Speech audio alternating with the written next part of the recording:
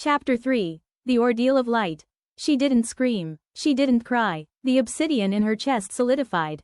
Kalen looked at her with vacant, yellow eyes. He didn't apologize. He blamed the unfair world. He blamed the wind. He blamed her for hiding it. Mara found Elara there later that evening. She said nothing. She didn't excuse him. Didn't soften the truth. Instead, she took Elara's hand and pressed something small and worn into her palm.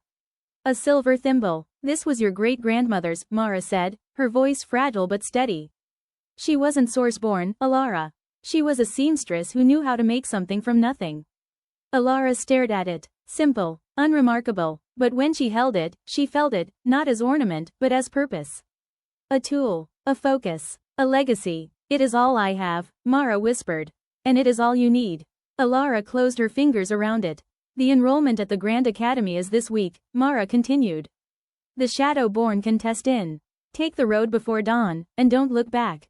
A pause. This house is full of dead things. But you are not one of them.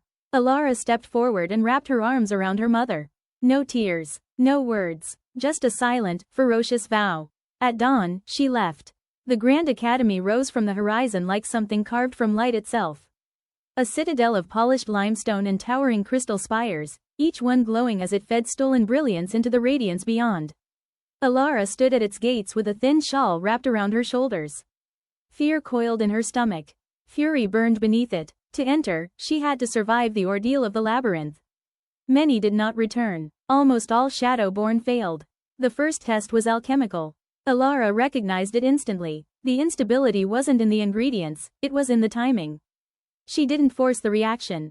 She stabilized it. The solution cleared, perfect. The final test was the forge.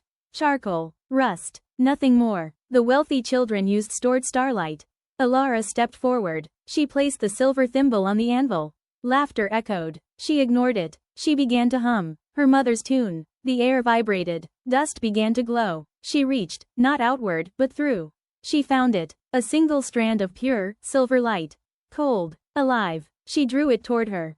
The thimble anchored it. She began to weave. Not a weapon, not armor. Lace. Delicate. Impossible. Alive. She lifted it. A rainbow scattered across the forge floor. Silence. The examiners stared. They could not fail her. Admit her. The voice came from above. Cold. Controlled. Elara looked up. A figure watched from the shadows. You've made your point. Something in the tone silenced the room. Elara lowered her hands. The lace remained. As she turned to leave, a whisper brushed her mind. Not sound. Recognition. Interest. Hunger. Elara did not look back. But she understood. She had not just passed. She had been seen. And that was far more dangerous than failing.